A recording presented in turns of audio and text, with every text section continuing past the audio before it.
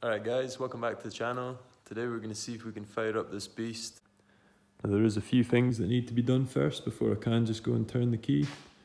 So yeah, without further ado, let's just get stuck in. Right, onto the wiring side of things. This is all the Scirocco's loom. There's a kind of half converted Scirocco to 180T loom that I did make up before, but I had to kind of butcher it and cut a few plugs and stuff off of it to use on my other car's loom. So a little bit of work left to do on that loom. So yeah, that's engine loom, interior loom, dash loom, just all the old Scirocco wiring. Here's the fuse box. It's a CE1 fuse box. This is all CE1 loom. There's the Emerald K6 Plus ECU. There's an adapter harness. That's just the comms cable. But I do have an adapter harness to pretty much plug my converted AGU ECU plugs into the Emerald's main plug. So there's that, which is in here I think. I've also got wideband lambda controller, which also acts as a gauge, so it's just an AEM, air fuel ratio gauge / controller. What else is in there? There's an EGT sensor, that's just the 180T one. I'm not sure if I'm going to use this yet, I'll see. I've got a few spare butchered kind of 180T, later 180T looms. So these are 4-pin coils and later injectors and stuff like that. A lot of this has been cut up and stuff already, so I'm basically just going to use this to convert my loom to 4-pin coils. So even though the car is caged, I still have the original fuse box holder, so yeah, I'm quite keen just to use the original fuse box and yeah, just locate it there and run the wiring pretty much as it was. All the wiring's in place, or at least I think all the wiring's in place. Obviously that's all going to be taped up and out the way. Just kind of testing things for now. I've put the old 3-pin coils on, as I just want to hear it run with those on first. So that obviously means the ignition amplifier is still there as well, so it's just running the original AGU setup for now. And once it's running, then I can look at doing the 4-pin coil conversion. Battery wiring. The battery is going to be in the boot eventually, but for now, all the Scirocco loom, the battery cables are obviously coming to the front, and the battery usually sits about here. So I've just rigged up some kind of temporary stuff, just so I can basically sit the battery here. All the vacuum lines are in. All the vacuum lines that are not getting used are blocked off. Obviously running the 550 injectors, so got the correct plugs for them. I've got an additional earth strap that's basically earthing the engine in the box to the body. So yeah, here's the Emerald adapter. So you basically just plug in your AGU plugs, and then I've made up this little section of loom, so you can just plug it right into the Emerald ECU. I've just cable tied this up here, so it's up and out of the way for now. The comms port got set up on the laptop, so there's no battery hooked up at the moment, so there's no ECU connection, but I will show a little bit of this in a moment. So yeah, as you can see on the inside, just wires everywhere. I think everything's where it needs to be. I do need to go through the fuse box. There's a couple of relays missing that I'm gonna need, and possibly fuses. I think there's a few missing, so I'll need to run through those and check all them. Gauges. I've got my air-fuel ratio gauge for the wideband lambda and oil pressure. So I've got the Scirocco dash loom going across. I've got some Scirocco clocks hooked up. I won't be using these clocks. Well, certainly not the analog dials, because there's no speedo drive or VSS sensor or anything on the RX-8 box. I think it must do everything off of like wheel speed sensors and stuff, so I think I'm just gonna go for like a GPS, digital speedo of some kind, and probably like a digital rev counter as well, to save any faffing about with tack adapters and things like that. So I might use this cluster, but I might see if I can kind of retrofit some digital gauges into it. But it is hooked up for now just to see if I get ignition lights and things like that. The clutch pedal is plumbed up temporarily, got some clutch fluid in there, and that is hooked up to the master cylinder, and it's all bled, so it'd be nice to see if I can stick it into gear and see if I can get power to the rear wheels. I've got this tacked together downpipe, so it's basically 80mm right where it comes off of the turbo, and then it goes to 3" all the way down just next to the box here. And there's a lambda bung tacked in as well for my wideband lambda, which is bolted in there now. So yeah, everything's just quite temporary at the moment. Obviously gonna have to take I might just pull that filter off, to be honest. Save ripping open that bag. Intercooler, all the pipes are on, but they're not clamped up or anything, but I'm not gonna be putting any boost through the turbo at the moment. I just basically want to hear it idle and maybe blip the throttle a couple of times, but yeah, everything's very temporary at the moment anyway. So obviously I need to get fuel to the fuel rail, so these fuel lines are ones I made up when the car was front wheel drive. I can't remember if these are dash 6 or dash 8. I can't remember off the top of my head. I think it's 6. But anyway, obviously feed and return. These lines are really, really long, because before everything was, all my fuel stuff was right up at the back of the car, whereas now it's just here. So yeah, these lines are a bit excessive, but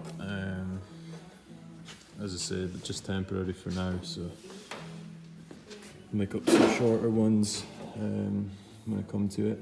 So yeah, they just come down here, cable tied up to the cage for now, and they kind of wind all around. And right, here's the fuel system. So basically got facet lift pump that's gonna basically draw fuel out of this jerry can, which I'm using as my fuel cell just for just now. So that'll pull fuel out of there and feed it into the swirl pot. I think this is a one litre swirl pot. Can't remember. Anyway, fill this swirl pot up, and then there's a main Bosch 044 pump that basically draws it out of the swirl pot through an inline filter here, draws it out, then that gets pumped up to the fuel rail in the engine bay. Obviously there's a fuel return that goes into this port of the swirl pot, And if the swell pot gets too full, there's a return line here that'll stick it back in the tank. And yeah, these are all just powered off the Scirocco's loom, so this loom has to come off of an injection car, so it needs the fuel pump power from pin E14. So I've got that powering this pump, and there's another feed off of that pin that is powering the lift pump. Obviously I'm not going to be running the original fuel tank because, well, this is here instead. Probably run a fuel cell just up here above the axle. So things like the fuel sender for the clocks, this probably won't be getting used unless I can maybe retrofit the sender into a fuel cell somehow. Not sure. We'll leave this aside for now anyway. And yeah, it'll just be this stuff here. The rest of the rear loom is just for the lights pretty much. There's a earth point in the middle and then the lights there as well. I'm not really worried about that just now, just thought I'd plug them in. Right, got the battery hooked up now. So we've got positive going to the starter, it's for the fuse box, and then that's for the alternator. So when I turn the key to get ignition lights. The AFR gauge is running through its cycle, and we've got a light on the ECU, so it looks like it's connected. Right, that's all the fuses in as they should be. I've robbed a couple of relays from my other car. So the one at the top is for the fuel pump, and then the one below, I don't know if it's needed or not, but it's like a load relief relay. So yeah, I've stuck that in anyway. The feed and return lines are also into the jerry can now, so should be good to turn the key and try prime the fuel pumps. And to my delight, when I ping the ignition on,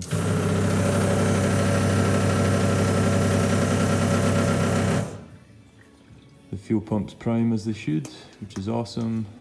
Right, quick look at the Emerald software.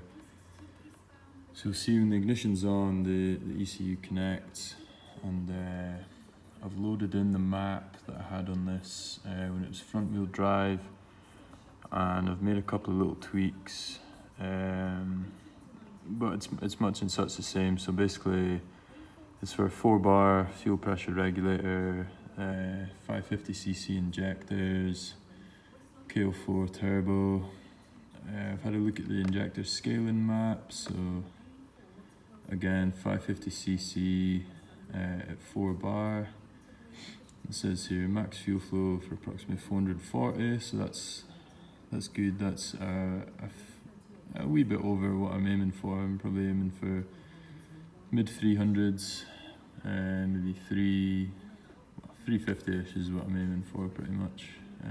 So that's good. The injectors should be plenty for that. So yeah, there's not a huge amount I'm gonna do to this map for just now.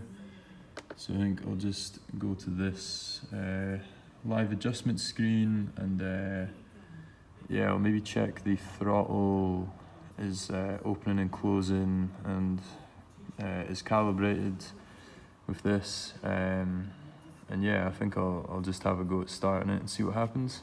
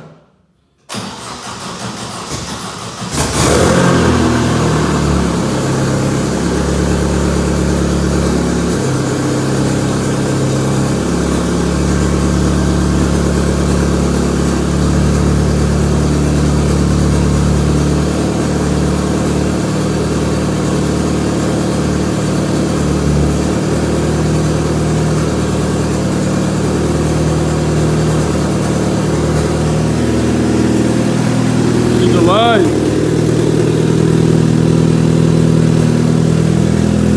Listen to that, brilliant. Cycling a little bit high.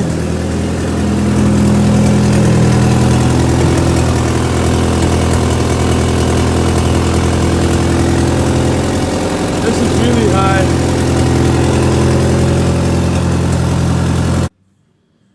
So yeah, she's alive, she's running. Running not too bad actually. You might have seen the oil pressure was good. That was nice and high. The AFR gauge though was way up, around 20. I'm not overly worried about the high lambda readings. As I say, this downpipe is literally just tacked together. I wasn't running a gasket or anything, so lambda readings were bound to be off a bit. And yeah, I've watched back one of my old videos on my channel, basically when I was starting this car up when it was front wheel drive. And when I look at the diagnostics on the Emerald software, the lambda readings were about kind of 14.2, 14.3, which is a bit more normal. And that's using the exact same sensor as I had in that video. And it's calibrated the exact same way. So yeah, I think I'm not going to worry too much about those numbers until I've got a kind of leak-free downpipe fitted, and then I can get some proper readings. But I think what I'm going to do next is try stick it in gear. So that should tell me kind of if the clutch is working, and also if it does go into gear, it'd be really cool just to see the rear wheel spinning. So I'll give that a go.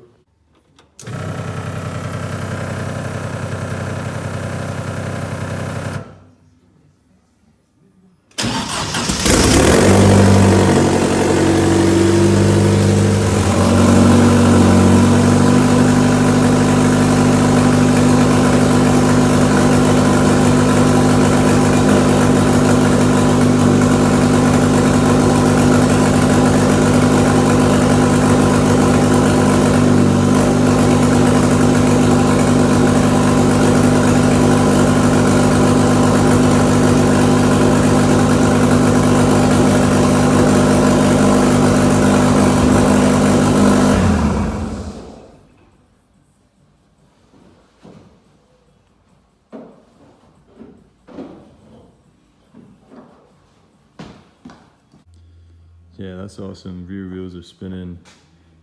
I went up to third gear there, and when I watched the clip back, it got quicker each gear, so I can only assume it was going into gear, which is good, and the gearbox felt nice. It didn't feel too hard to push it into gears. I mean, I was just on my knees here, pushing the clutch by hand, and obviously moving the shifter with my other hand. I'm still not 100% convinced if the clutch is where the fork is resting, kind of leaves no play with the throwout bearing, but yeah, I'll look into that. It can't be too far off anyway, because it's letting me select gears, and it's not knocking or grinding any gears, so it should. Looks like it's engaging and disengaging as it should. I'm just not sure if the bearing is too close to the tongs or the forks on the pressure plate. So yeah, she's alive, she's running, she's idling away fine. She's driving the rear wheels, going into gears, doing everything I was hoping, which is great. Super happy about that. And yeah, it's giving me the urge just to get cracking and basically get this car done. Now obviously there's still a lot of fabrication work to do. Need a boot floor, need to finish off the tunnel, all the bulkhead. I want to do a bit more strengthening work to this rear chassis as well. So yeah, I think the next video's a bit more of the fabrication work. I'm going to need to start looking into the front brakes, so I'll probably make a video on the brakes, front and rear, and I've been trying to suss out the handbrake and stuff like that as well, so that should make a nice little video. Yeah, just loads of little things still to do. Steering column, pedal box, obviously the rest of the tunnel like I've mentioned. I'm gonna need to do something with the arches as well. I think these wheels are, well, they're 17 by 7. I think the offset's 38. So yeah, there's a bit of poke. Gonna need to get some kind of arches on there. I was thinking of making my own, or might go about some eBay specials, just get some cheap sort of plastic bolt-on ones, and see how they look. But yeah, still quite undecided on that. So yeah, that's it for this video, guys. Please like, comment, subscribe, all that good stuff. Thanks for watching again, and take care. I'll see you in the next one. Cheers.